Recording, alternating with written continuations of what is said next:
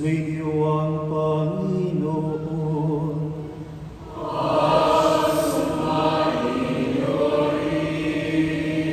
Ang mabuting balita ng Panginoon ayon kay San Lucas. Papuri sa'yo, Panginoon.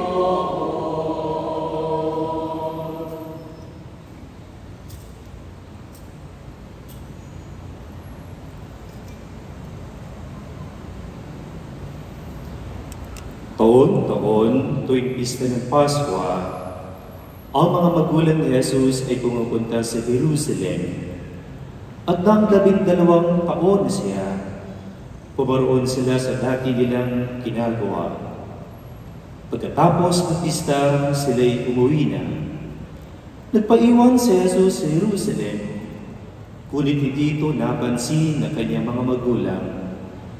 Sa pag-aakala ng isa na si Jesus ay kasama ng isa, nagpatuloy sila sa maghapong paglalakbay. Nang malaman nila hindi siya kasama, kasi hinanap nila sa kanilang mga kamag-anak at kakilala, hindi nila siya natagpuan. Kaya't bumalik sila sa Jerusalem, pagdoon hanapin.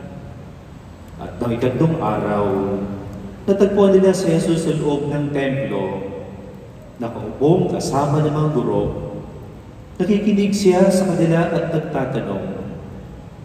At ang lahat na nakarinig sa kanya ay namangha sa kanyang katalinuhan. Nagtaka rin ang kanyang mga magulang na isa'y makita. Sinabi ng kanyang ina, "Anak, bakit naman ganyan ang ginawa mo sa amin? Balisan-balisan na kami ng Ama sa paghahanap sa iyo." Sumagot siya, "Bakit po ninyo ako hinahanap? Hindi ba ninyo alam na ako'y dapat nasa bahay ng aking Ama?" Ngunit hindi nila unawaan ang pananalitang ito. Siya'y umuwing kasama nila sa Nazareth at naging isang masunuring anak. Ang mabuting balita ng Panginoon.